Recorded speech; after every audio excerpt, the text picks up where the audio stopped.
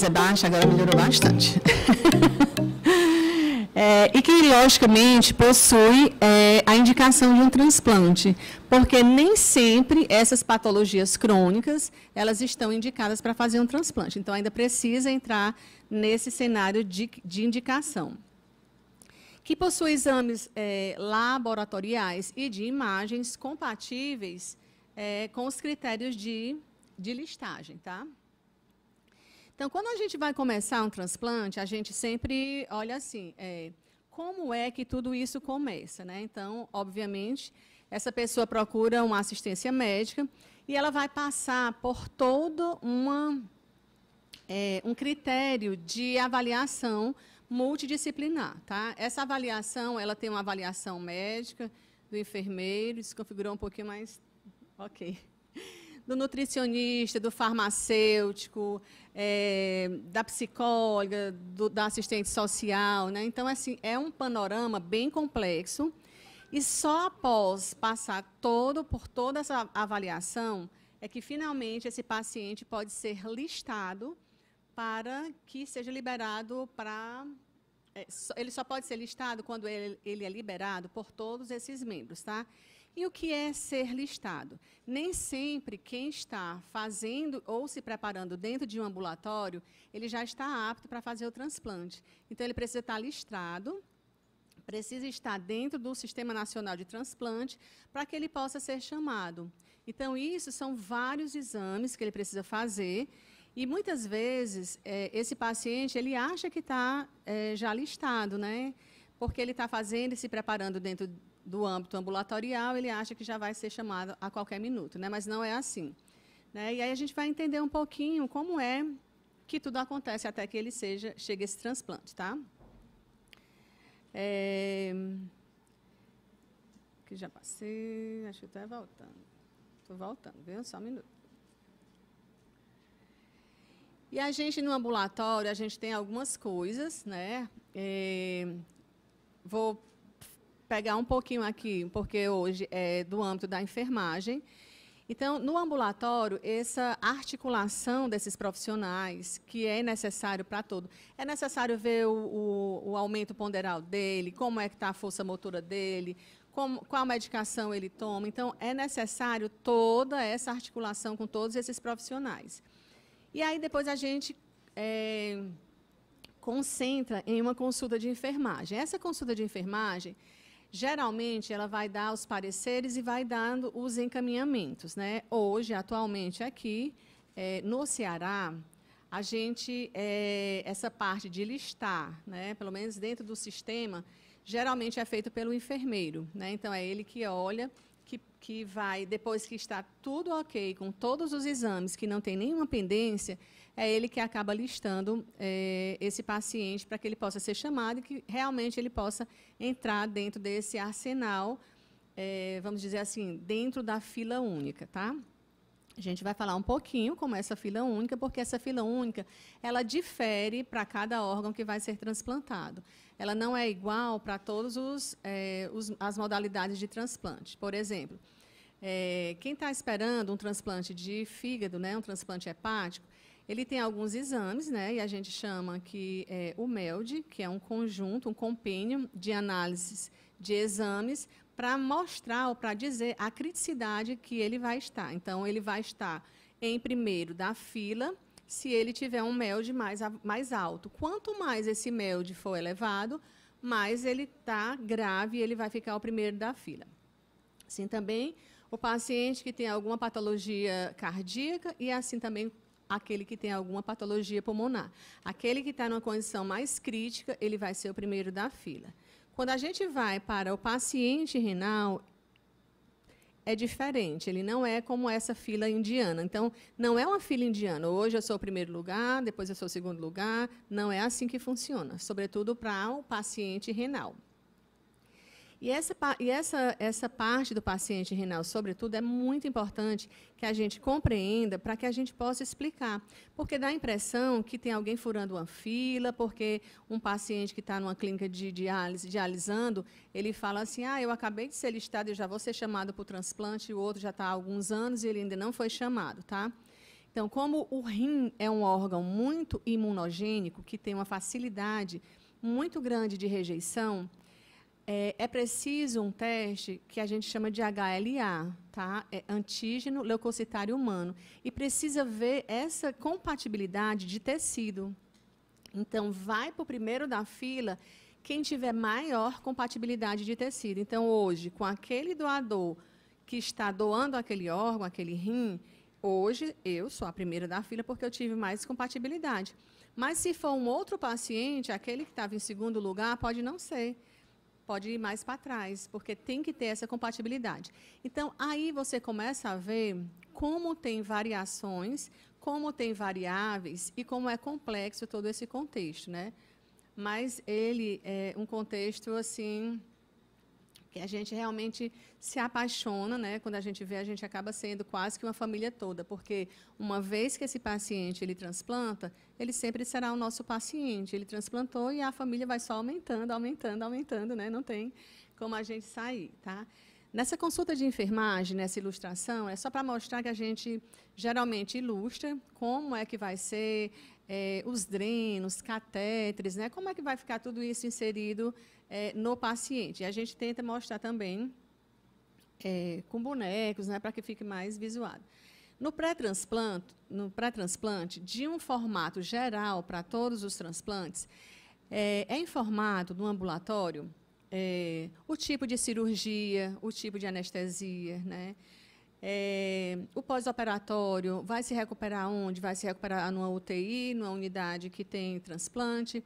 Algumas unidades têm a unidade pós-operatória de alta complexidade, que já recebe o transplante diretamente dentro dessa unidade. Outras se recuperam dentro de uma UTI. Então, todo esse contexto ele é importante que seja dito, especialmente para os familiares que vão visitar essas pessoas que estão transplantadas, né? A monitorização, porque algumas pessoas, às vezes, elas se assustam com a própria monitorização.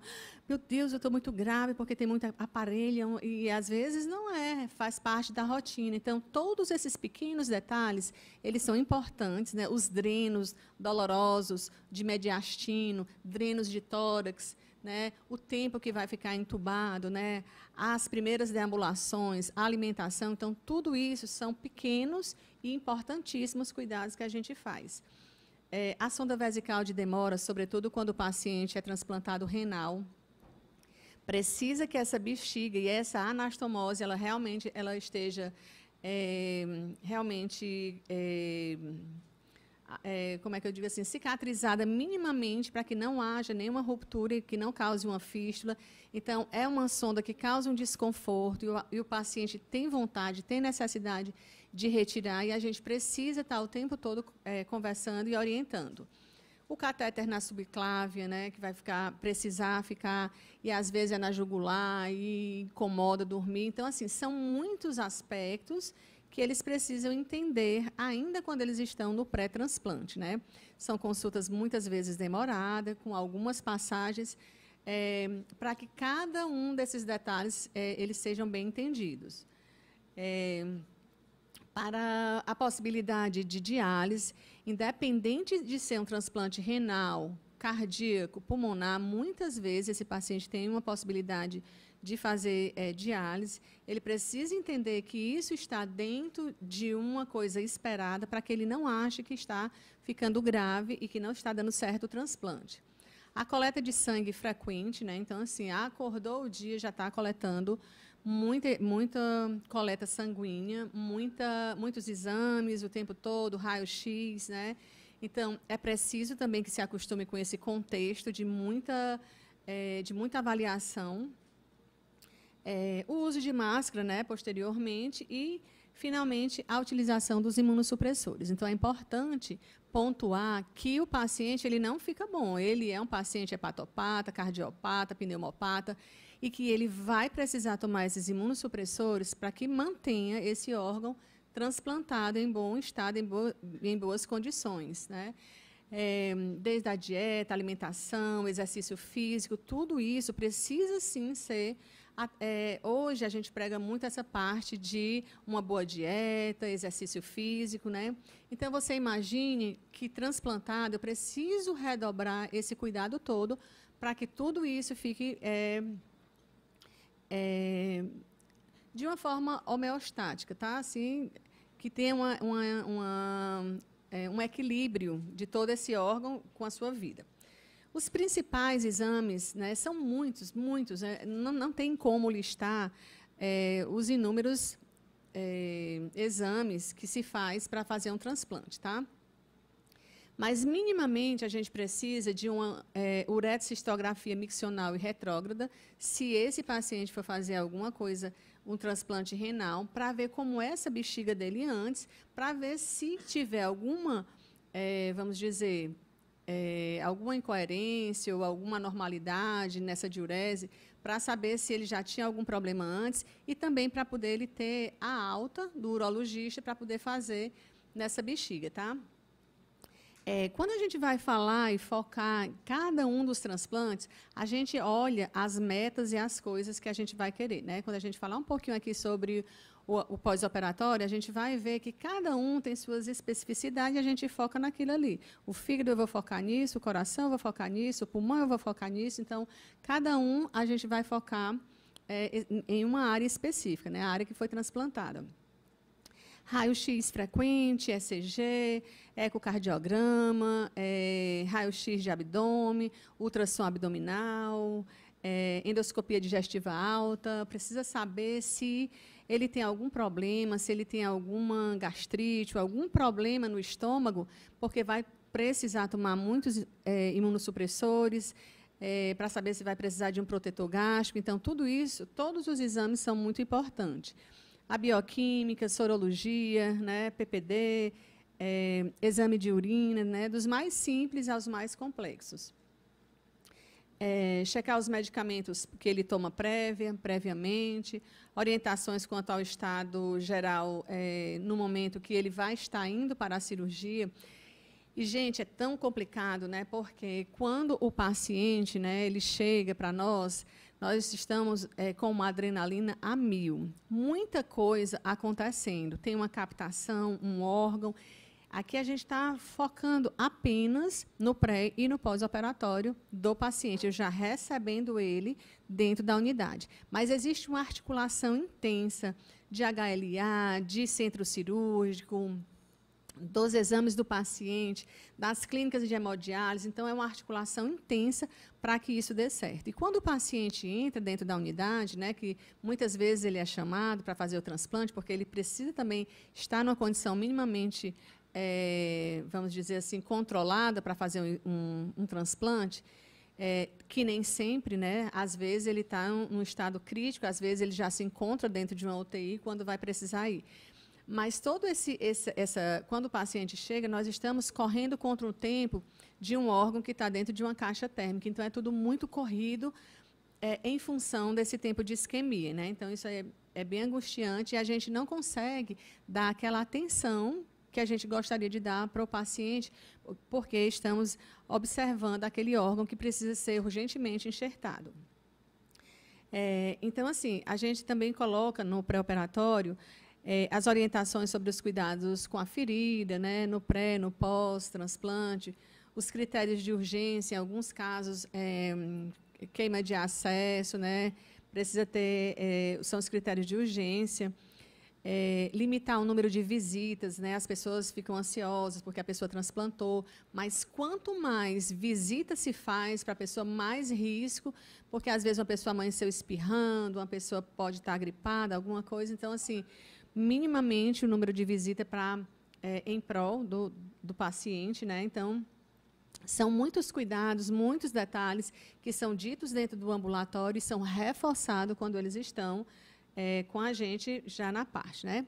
E aí, finalmente, a inscrição no Sistema Nacional de Transplante, tá? Essa inscrição precisa que tudo esteja muito bem organizado. Ele precisa estar com todos os exames ok, saúde, quem vai cuidar, a parte da casa, se tem encanamento, se tem, como é essa parte, se convive com animais, como é toda essa história de vida social, familiar, para que ele possa manter esse órgão. Não adianta fazer todo esse cuidado, todo esse critério, porque aqui a gente está pulando toda uma etapa riquíssima de que alguém foi atrás dessa busca ativa desses órgãos, alguém fez muitos exames, alguém manteve esse potencial doador. E para cada transplante existe cuidados com esse potencial doador muito criterioso, para que esse órgão ele venha na melhor condição, porque afinal de contas nós vamos enxertar e implantar em uma outra pessoa. Então, todo esse cuidado ele precisa ser visto e analisado. Então, quando toda essa inscrição, todos esses exames, né, muitas vezes não se consegue fazer rapidamente todos pelo SUS, mas quando tudo isso está ok, então ele cai na mão do enfermeiro e o enfermeiro cadastra no Sistema Nacional de Transplante, né? Eu não sei como é a realidade do Hospital de Messejana, mas do Hospital das Clínicas e do Hospital Monte Clínico, né, São Camilo, é o enfermeiro que ele acaba cadastrando. Por que que é o enfermeiro que acaba? Não por ser o enfermeiro, não por esse motivo, mas é tão sério essa senha, é a vida de uma pessoa, são os exames de uma pessoa. Aquele cadastro precisa... Quanto menos pessoas profissionais mexerem nesse cadastro, maior é o sucesso do chamamento e da inscrição dessa pessoa. Por quê? Porque se ficar muitas pessoas mexendo com essa senha, tu botou? Ah, não botei, eu esqueci, e isso não pode passar. Então, a gente tenta colocar uma só pessoa. Então, em casos raros de férias, de doença, é que uma outra pessoa ela vai colocar essa pessoa, porque tem toda a vida, o histórico, né? Eu vou mostrar rapidamente só 2 telas para vocês verem como é. Então, por esse critério, né, em alguns centros ficou de responsabilidade de um enfermeiro, aquele que está cuidando do pré-transplante, né? Porque está cuidando do pré-transplante e ele que vai fazer esse cadastro para colocar. Porque se ele não fizer isso, a gente não chama, essa pessoa ainda não existe, tá? Então, aqui é o Sistema Nacional, né, de Transplante, e aqui você vai ver o nome, a idade, tem o grupo sanguíneo, tem... no caso aqui, esse aqui está aberto, é uma tela de rim, né? Então, tem como é que está o HLA dele, como é que está o código genético de quem vai receber e o código genético de quem vai doar, né? Que é isso que faz a pessoa ir o primeiro da fila, e isso, no caso do rim, que faz diminuir a quantidade de imunossupressor. Quanto mais você for compatível, menor você toma de imunossupressor, né?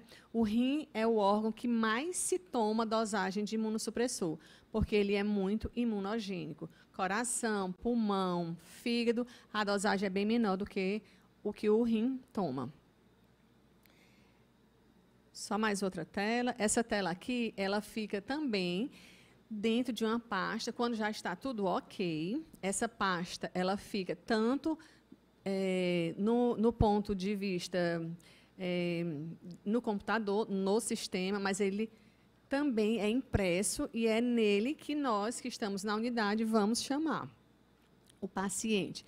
O enfermeiro ele precisa entender minimamente de toda essa parte imunológica para saber se, por exemplo, um exemplo aqui, se você vai chamar uma pessoa que está muito longe, mas ela tem 90% de possibilidade de rejeitar, de ter um cross-match positivo, quer dizer, que já tem anticorpo pré-formado, você não vai tirar essa pessoa de madrugada da casa para fazer muitos exames e, quando chegar esse exame, dar positivo e essa pessoa não poder transplantar. Então, a gente deixa no stand-by e vai chamando para o centro. No entanto, se esse exame der ok, então se espera e essa pessoa vem, tá? Então, essa fila ela não é quebrada de forma nenhuma para colocar, ela é muito rigorosa. Muito rigorosa. É importante que vocês saibam, né? Eu tendo essa oportunidade de falar aqui, nesse rigor de que se não quebra essa fila, cada paciente, Por exemplo, o paciente que estava no número 1, né, falando aqui no rim, porque coração, pulmão, fígado é muito tranquilo, só tem um paciente ou dois para fazer o transplante. Mas o rim, nós temos 100 e tantas, 300 e tantas, 900 e tantas pessoas, e é importante entender como é que vai essa fila. Então, no coração, pulmão, é quem estiver mais grave, ele vai ser aquela pessoa que vai chamado. Mas como o rim não é, né, então a gente precisa entender toda essa logística e deixar isso tudo muito bem explicado. Então, se porventura o número 1 não foi chamado porque está doente, gripado, de algum formato desse, e você passa para o segundo lugar, essa ficha que você não chamou, acho que tem 2 lugares aqui ainda, no cantinho ali. Essa que você não chamou precisa estar justificada com a assinatura de um médico, dizendo que por que você não chamou o número 2, por que você não chamou o número 1. Tá? Então, isso aí é muito bem monitorado. E aqui, como eu havia falado, tudo corre nesse tempo de isquemia, né? Que é o tempo que não está mais acontecendo a irrigação do órgão. Já parou de bater o coração, todo o sangue do doador foi substituído por uma solução de preservação e agora já vinha a parte do acondicionamento. E cada órgão ele tem o seu tempo de isquemia, tem que ser feito de uma forma muito apressada. Por exemplo, quando a gente está na captação, se vai ter transplante cardíaco, o paciente, o receptor, já está dentro do centro cirúrgico e tem uma ligação e uma informação muito grande. Já está assim, já começamos a anestesia, já está... O coração é bom, o fígado é bom, porque já precisa ser muito rápido. No caso do rim, ele só vai ser transplantado com uma média de 12 horas, porque esse paciente precisa dialisar, e tem outros cuidados, exatamente porque ele é muito fácil de rejeitar. Precisa fazer muitos outros exames para saber se está tudo ok. Depois do tempo de isquemia, nós temos aqui a captação de órgãos e o acondicionamento do órgão. Então, correndo, né, em função desse órgão que está ali dentro daquela caixa térmica, para que faça. Quanto mais rápido esse transplante for realizado, melhor para o receptor. Então, por isso, essa adrenalina também dentro da equipe, correndo contra o tempo. Né? E nessa corrida, muitas vezes...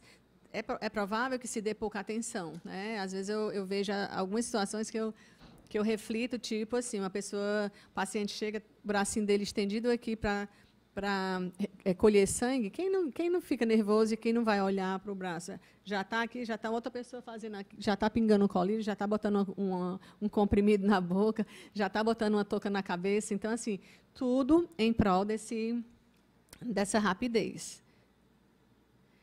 E aqui a gente vai falar um pouquinho assim, de alguns dos transplantes, né, dessas especificidades de algum desses transplantes. Tá?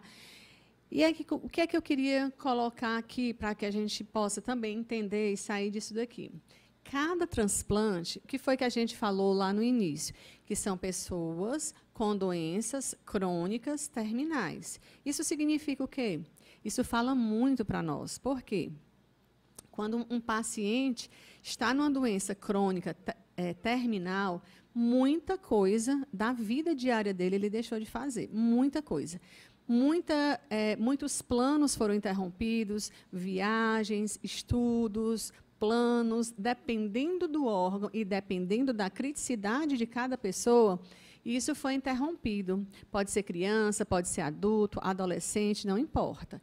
Mas nós precisamos entender que nós, profissionais, que vamos recebê-los, que eles podem, alguns deles, trazerem consigo revolta, e, às vezes, pode soltar em você.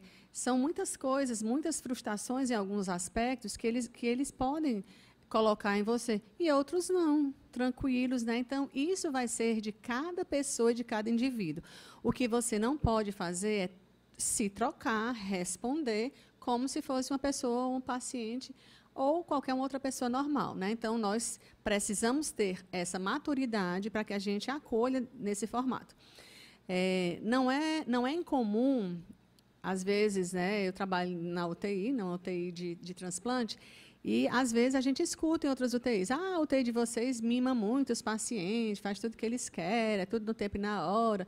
Quando eles vão para os outros locais, a gente fica tudo mal acostumado. Não é isso, né? Então, assim, e os outros pacientes que chegam na nossa UTI dizem, nossa, eu nunca fui tão bem tratado. Então, tem alguma incoerência aí, né? Todos deveriam ser muito bem tratados e a gente simplesmente consegue enxergar. Veja bem aqui um transplante renal. Tu olha só a hora, assim, que às vezes eu me perco, viu, na conversa. Eita, vou dar uma corrida.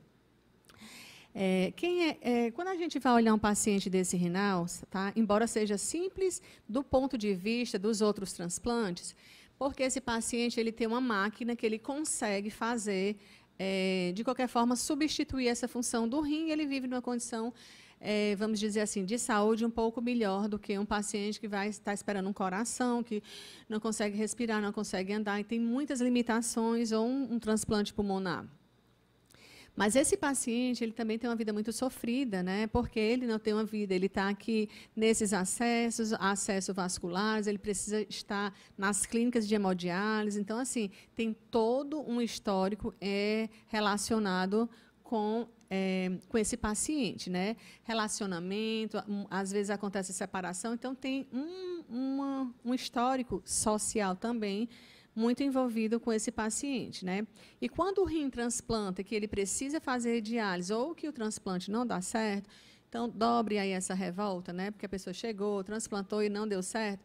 Então, nós, principalmente os enfermeiros que ficam muito próximos dos pacientes, precisamos ter essa cabeça, transcender, olhar esse paciente de uma forma holística, com toda a trajetória dele, todo o problema. E não olhar só aquele transplante de rim, porque o paciente é muito mais do que isso, tá?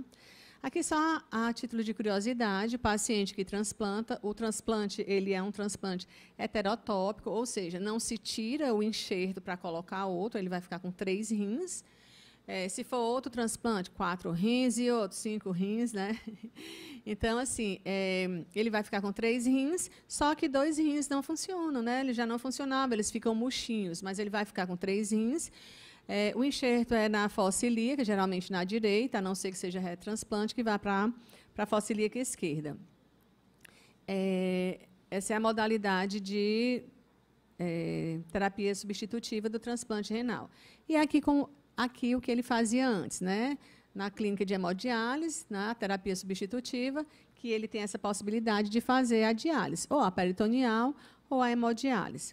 Nos outros transplantes, eles se tornam muito graves, né? Que bom que não são muito imunogênicos e que não rejeitam com tanta facilidade, porque não tem uma máquina que possa fazer o que a máquina de hemodiálise faz com o rim. Tá? Aqui o transplante hepático, né? Uma cirurgia. Esse rim que está acima é um rim cirrótico, né? Por vários motivos, pode ser por álcool, pode ser por NASH, pode ser por hepatite autoimune, hepatite B, né? C, né? Então, tem muitos motivos que para nós não importa. Importa que é um paciente que precisa, sim, fazer um transplante. Embaixo, um rim, o fígado de um doador, acima a cicatriz que geralmente fica nesse paciente. Tá? Paciente do transplante hepático, a gente, quando a gente vai ver a história, como a gente foi ver aquela história do paciente renal, são extremamente limitados, né? Então, eles têm ascite, eles já têm uma circulação colateral. Por que tem essa circulação colateral? Porque a circulação dele está toda comprometida. Então, o organismo, muito sabiamente, começa a fazer essa circulação colateral para poder irrigar e começar a fazer os nutrientes. São extremamente emagrecidos, são desnutridos, né? Então, facilmente, eles fazem úlcera por pressão. Para o enfermeiro que está cuidando de um paciente desse acamado, precisamos induzir diarreia no paciente para que ele tire a encefalopatia, né, que essa amônia saia nas fezes. E isso gera muito trabalho para a equipe de enfermagem, porque é banho no leito, troca de fralda, né? Então, são demandas muito grandes. E aí ele se vê nessa condição, com icterícia, com plaquetopenia, são pacientes que sangram demais, né, muito mesmo. E porque sangram muito, né, porque mexe nesse fator de coagulação que o fígado é responsável, não se pode fazer no testemunho de Jeová. Pelo menos até hoje não, pela quantidade de sangue que se vai colocar. Já o transplante renal pode, porque já não sangra muito e não é esse o fator do transplante renal. Mas o fígado, como ele sangra por excelência, e vai sim ser preciso tomar muita plaqueta, muito plasma, né? Então, eu desconheço, né? Que tem, pelo menos aqui na nossa realidade, não.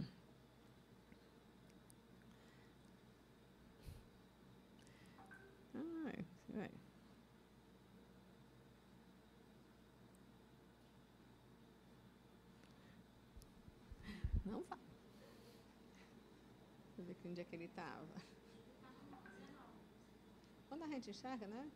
É ótimo. Tá. O transplante pulmonar, né? A gente é um transplante que são poucos que acontecem aqui. Critério, desde que você vai pegar um doador para um transplante pulmonar, já é cercado de muitos cuidados. Imagine que uma pessoa que vai ser um potencial doador, ele vai estar entubado, lógico, né? Está num coma aperceptivo 3, numa condição, numa escala 3. Então, precisa fazer exames para ver como é que está essa condição do pulmão.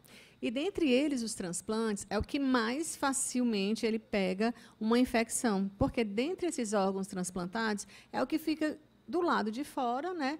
Você respira, ou seja, o fígado está aqui dentro da cavidade abdominal, todos eles estão dentro da cavidade abdominal, mas o pulmão, né, você está respirando. Então, assim, são desafiadores. A gente tem aqui um baqueteamento de digitais, né, pelo sofrimento que ele tem. É uma característica das unhas deles, né, de tanta privação de oxigênio e uma vida muito limitada, né? E aí realmente precisa ser um transplante, porque já não dá mais para sobreviver sem o oxigênio, né? E são coisas muito pequenas, viu, gente? Tanto o cardíaco como o pulmonar são coisas de movimentar o corpo, tá? Então, às vezes, não tem condição. O paciente ele chega numa condição que ele não consegue se virar, só nem falar. Às vezes, nem falar ele consegue fazer. Tá? E aí tem uma outra coisa também que é agravante, que eles são emagrecidos, né? E muita náusea e muito vômito. Vomitam demais. E esse vômito ele tem um risco de broncoaspirar e complicar o que já está complicado, né? Que é um problema pulmonar. Né? Então, assim, são relatos de pacientes, né? Eles são muito emagrecidos. Aqui a gente tem a reabilitação pulmonar e também a reabilitação cardíaca, né? Depois que termina todo, o transplante precisa fazer essa reabilitação. A gente faz isso aqui no hospital de Messejana e é todo um reprocesso, né? Porque muitos pacientes já não andavam mais, os músculos atrofiados, então é uma coisa que quando dá 2 passos é uma vitória, quando respira, né, sem o oxigênio. Então, assim, é uma coisa realmente encantadora e não tem como a equipe não se envolver em todo esse aspecto, torcendo, né, para o melhor que tem esse paciente. Então, como eu havia falado inicialmente, acaba se tornando uma família, porque uma vez que transplanta e para o resto da vida ele fica no seu cuidado. Não é um paciente que fez uma cirurgia, depois foi embora e foi cuidar da vida dele. Não. Ele está sempre, é uma referência, o centro transplantador. No transplante cardíaco, né, não diferentemente, um estado gravíssimo, né, a condição cardíaca por diversos motivos, né, que aqui não cabe, nesse momento, falar todas as indicações e contraindicações de cada transplante, mas ele fica também na mesma condição gravíssima, né, da que a gente encontra do transplante pulmonar, em toda a respiração, em comer, em fazer as pequenas atividades, né, então, assim, desmaios, muitas coisas que impedem de levar uma vida normal. Né? Então, assim, o transplante muito tranquilo, algumas, vamos dizer, ferramentas, né, e aparatos tecnológicos que nós lançamos mão para essa recuperação, mas realmente DAV e ECMO, né, são pacientes extremamente graves, tá? E finalmente chegou o dia do transplante, né? E agora? Né? Então, assim, ansiedade a mil, né? Para tudo dar certo. Então, um outro arsenal, outra mobilização intensa, centro cirúrgico, anestesista, quem vai mandar esse paciente, ele vem de casa, ele vem como ele está dialisado. Então, assim, é uma movimentação inigualável quando a gente está dentro de uma... se tiver 10 pessoas ajudando, ainda é pouco, né? Então, a gente conta só com a própria equipe, então, é muito movimentado mesmo, né? E aí eu convido quem quiser vir mergulhar nesse cenário do transplante, quiser vir fazer a residência em transplante, né? Mergulha nesse cenário todo. Uau. Porque tem hora que dá certo. Eu dou uma clicada aqui, aí não. Deixa eu botar aqui de novo. Peraí. A seta tem que ficar lá, né? E tudo começa como, né? Assim também. Para cada tipo de transplante, como eu já havia falado, existem os cuidados específicos, tá? Então, assim, o pós-operatório em transplante é dependendo do transplante. Cada transplante eu vou ter um olhar diferente e para cada transplante eu vou ter um cuidado diferente, né? Nós temos os cuidados gerais e de uma forma holística e que permeia a todos os cuidados de um paciente que se opera, mas a gente tem alguns critérios que são muito específicos dos transplantes. De qualquer forma, um pós-operatório em UTI é mais ou menos como essa figura que vocês estão vendo. São muitos equipamentos, são muitos profissionais. O paciente é ligado em muitos tubos, drenos, né, equipamentos, a pressão arterial o tempo todo enchendo no braço, não deixa ele descansar. O cenário, muitas vezes, ele é assustador para a família, porque o paciente ele vem meio que narcose anestésica, vem entubado, ele não percebe muito. Mas o familiar, quando ele vai visitar, geralmente, ele toma um susto quando ele vai ver o paciente, né? E a assistência de enfermagem, nesse contexto todo, né? Agora, falando do pós-operatório, né, desse receptor, vai se olhar ele da mesma forma que se viu no prédio, de uma forma holística, com a coleta de dados, olhando o histórico, o que é que ele comia, o que é que ele gostava, se ele precisava, se ele fazia uso de algum ansiolítico, como é essa história dele, para que se possa traçar um diagnóstico de enfermagem e, dessa forma, fazer as intervenções e os cuidados de enfermagem. Uma vez isso feito, a gente vai avaliar para ver se esses cuidados eles estão ok, tá? Quando a gente vai para o pós-operatório, a gente precisa ver uma logística. Leito de UTI é um leito muito requisitado, é um leito que precisa testar equipamentos, a limpeza é diferenciada, sobretudo no paciente que é imunossuprimido, né? Então, é uma limpeza diferenciada. Então, a gente vai ver essa logística de leitos. Como é a logística de leitos? Muitas vezes, a gente não tem a vaga para receber um paciente transplantado e a gente precisa fazer uma transferência para uma outra UTI para poder receber esse paciente, visto que é um porte muito grande. E o ideal é que esse paciente seja recebido por essa equipe de transplante, que ele já tem toda essa mão, né? Todo esse conhecimento para esse paciente, né? Então, o monitor multiparâmetros, o ventilador mecânico, né, o AMBU, kit de PAI, que são as monitorizações, a pressão arterial realmente precisa estar monitorizada, né? Cada uma tem suas especificidades. O transplante hepático, quando tira o fígado, né, que tira da cúpula diafragmática, ele já vem para a gente com a telectasia. Nosso alvo é extubar. Aliás, o alvo do transplante é extubar o mais precocemente esse paciente para que ele possa ter uma recuperação mais efetiva. A coleta de exames laboratoriais a cada 6 horas, às vezes a cada 4 horas, às vezes horária. Raio-x frequente, sobretudo se for o paciente transplantado de pulmão, condutas em relações aos sinais vitais e balanço hídrico, reposição horária, o que está perdendo, o que está urinando, o que está entrando. Então, assim, é um rigor intenso que geralmente fica um técnico e um enfermeiro literalmente cuidando de um só paciente, tamanha as demandas que esse paciente vai referindo. Nas primeiras 2 horas, os sinais vitais são registrados a cada 15 minutos. Aqui foge um pouco da nossa rotina normal de receber paciente em sala de recuperação. Depois, a cada 30 minutos, até completar as 4 horas de pós-operatório. E depois, ele fica de hora em hora até fechar as 24 horas, tá?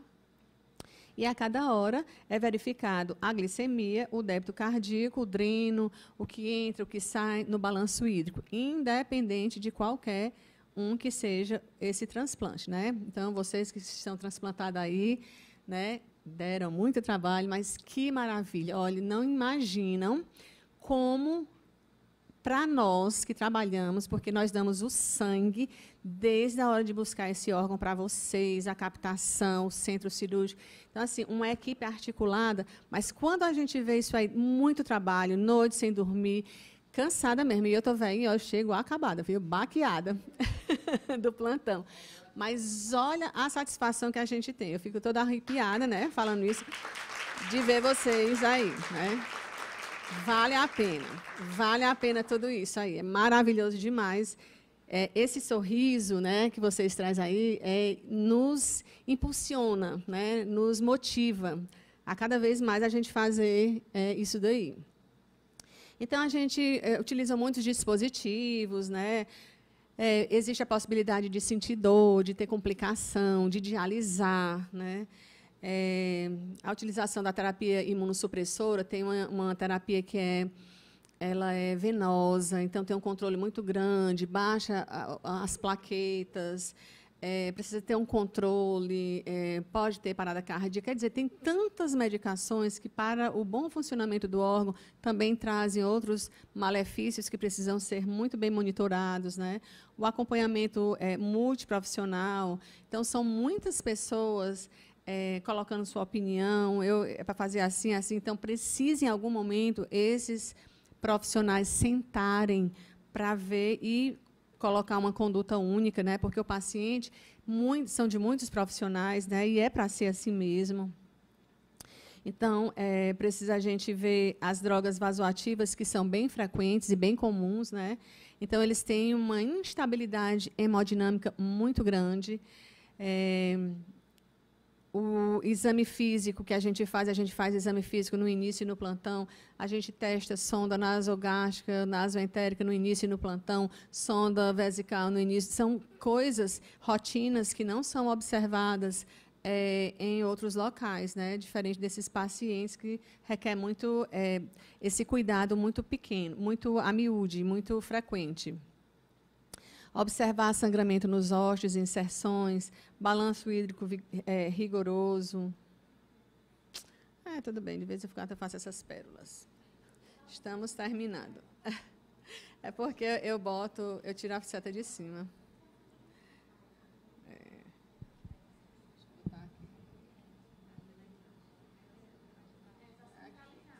Vou puxar para cá. Aqui é um pós-operatório de transplante renal.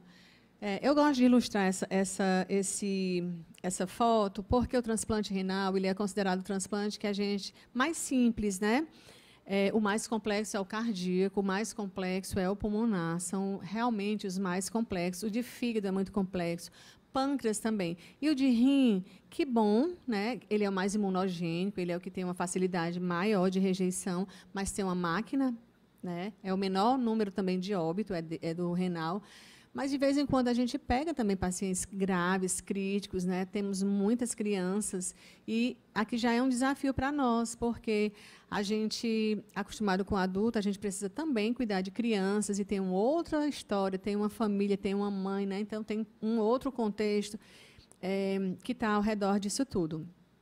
Então, esses pacientes, eles desprendem muito cuidado, né? Porque eles se desestabilizam muito rapidamente. Então, a gente praticamente não sai da beira-leito dele, né? Seja qualquer um dos transplantes, nesse pós-operatório imediato, é de um cuidado intenso que a gente fica dentro com eles, né? Aqui é um paciente transplantado de pulmão, que já está indo para a enfermaria, né?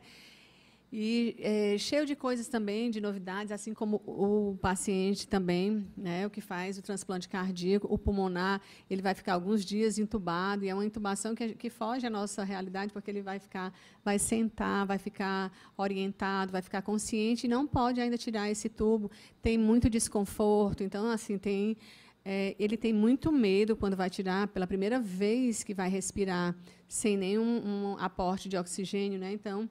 É muito interessante. E a gente também fica assim, bem aflito, porque precisa que dê tudo isso, que dê tudo certo, né? Paciente cardíaco, né? Então, assim, aquele ECMO que às vezes precisa, né? Dar, é muito grande, todo aquele sangue saindo. E alguns pacientes precisam também fazer hemodiálise, né? Para ajudar, enfim. Todo esse aparato desse transplante requer, né? Requer muita dedicação, requer muito estudo. Aí eu digo uma coisa para vocês: se não gostar de estudar, não é o lugar certo, tá? Porque o enfermeiro precisa estudar bastante, não só o enfermeiro, todos os profissionais, né? Aqui a gente tem residentes, né? Também, que a gente está aqui nessa plateia, e eles sabem como precisam estudar em todas as áreas que eles vão atuar, porque tudo ele flui, né? Como se fosse num funil, para o bem-estar do paciente. Então, tudo o que se faz é para a melhor recuperação do paciente, tá? E é isso, gente, tá?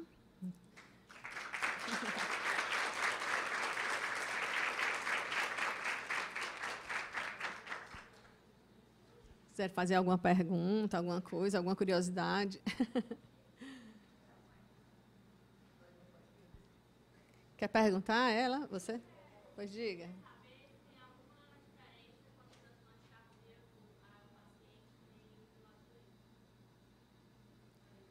Não tem. Não tem, porque ele vai substituir o órgão todo, não vai ser só uma parte.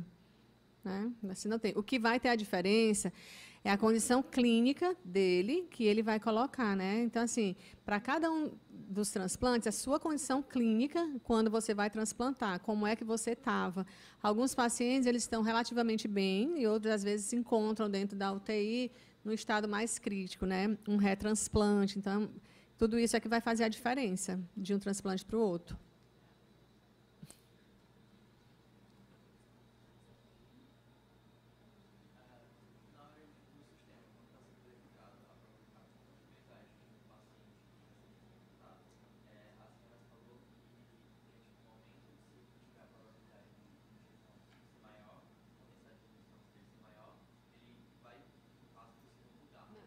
Deixa eu explicar. Isso aqui precisa ser bem explicado. Não é assim, não. Ele não vai para o segundo lugar, é assim. A fila ela é única, certo? Nós temos o PRA, painel reativo de anticorpo. É uma parte da imunologia que ela é um pouquinho complexa. Cada paciente ele tem seu painel reativo de anticorpo. Então, existem pessoas que têm um painel reativo de anticorpo de 100%, ou seja, 100% de quem quer que for fazer aquela doação, ele vai rejeitar.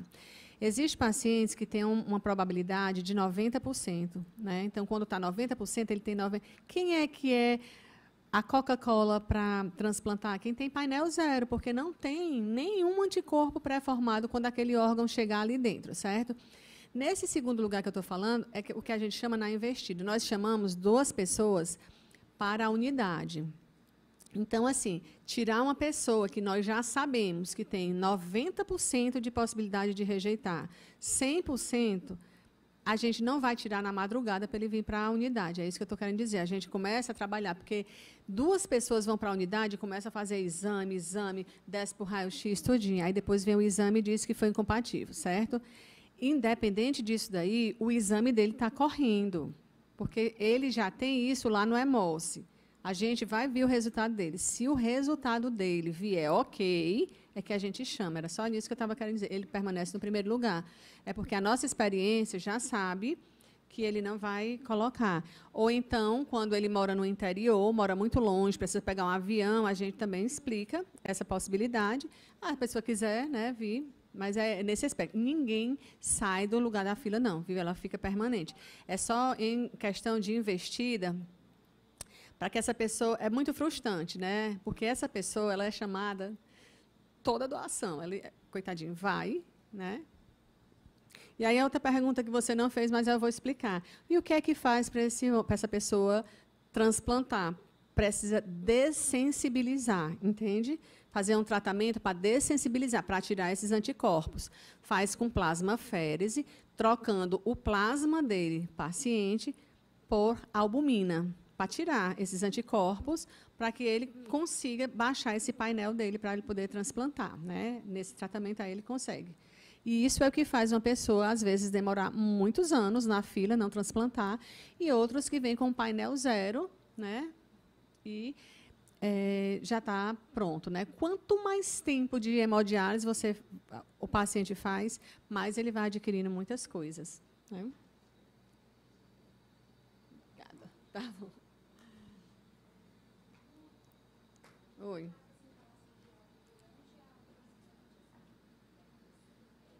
Um receptor? No receptor? No receptor, assim, ela está perguntando se óbito no receptor durante o porte cirúrgico, né? É muito raro dentro da cirurgia, né? Acontece na sala de recuperação, na UTI, em algumas condições, né? Mas por que que acontece o óbito, às vezes, dentro do centro cirúrgico, ou por que que acontece o óbito dentro mesmo na sala de recuperação, certo? Então, isso aqui é uma coisa super delicada, né? Mas é importante pontuar, porque até muito tempo atrás não se fazia transplante em pacientes que estavam muito graves, tá? Como a gente chama, moribundo, grave demais, porque se dizia que o órgão ia para o balde, ou seja, o órgão ia ser perdido, porque aquela pessoa ia morrer, ela não ia suportar. E num congresso que teve, né, no penúltimo congresso, há uns 5 anos de congresso, o que é que aconteceu? Alguns médicos levantaram a bandeira de que devia sim fazer nesses que estavam gravíssimos, moribundos, porque ninguém nunca sabe como é que aquela pessoa vai rejeitar. E um médico pregando lá, e na palestra dele, perguntou quem, no caso era um exemplo de fígado, quem transplantaria uma pessoa com mel de 40. Gente, mel de 40, esse paciente está sangrando, está gravíssimo, está inconsciente, está moribundo e ele está dentro de uma UTI, né, para receber um transplante hepático. É o mais alto nível que tem, é um mel de 40. Durante muitos anos, ninguém transplantava uma pessoa com mel de 40. E a médica, pregando lá, né, no congresso, perguntou quem transplantaria o mel de 40. Poucas pessoas, poucos médicos levantaram as mãos e ela passa o slide seguinte e diz: e se fosse seu filho? E aí ficou um silêncio mortalmente absurdo, porque eu tenho certeza que todo mundo transplantaria. E desde esse dia, todo mundo transplanta na condição que o paciente está. Ninguém sabe qual é a sobrevivência. Então, se acontece um óbito, é porque o paciente foi muito, muito, muito, muito grave. Mas ele tinha que ter essa última chance, porque para a família e para a equipe, lava os peitos e é um pouco mais acolhedor e consolador quando você fala assim, fizemos tudo o que podíamos até a última hora, do que ficar com aquela coisa, mas será que se transplantasse? Né? Então, assim, faz um tempo, já há 5 anos, que não tem esse perfil de gravidade. Então, quando acontece, é mais ou menos por isso, né? Assim, por a condição clínica do paciente. Mas é difícil. Mais alguém? Então, ok. Né? Mais uma vez, queria agradecer vocês. Né? Obrigada. Obrigada.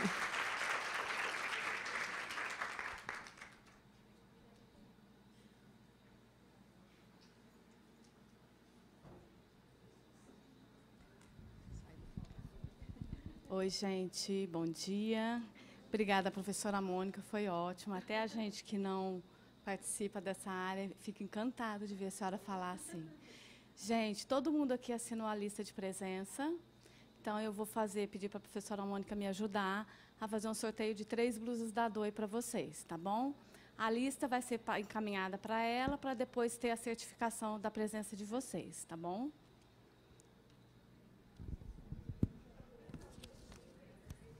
Professora, por gentileza, um número de 1 a 68.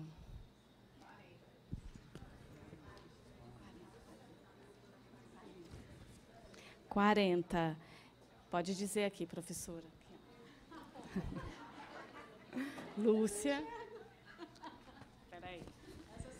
Adriano, estou sem óculos. Aqui. O nome está bem complicadinho. Eu acho que é Laisa Analu. Acho que Está bem pequenininha a letra. Pronto, pode entregar uma blusa para ela, por gentileza.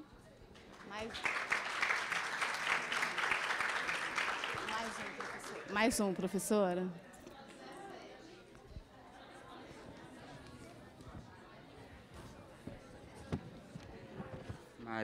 Maria Jéssica Cavalcante da Silva.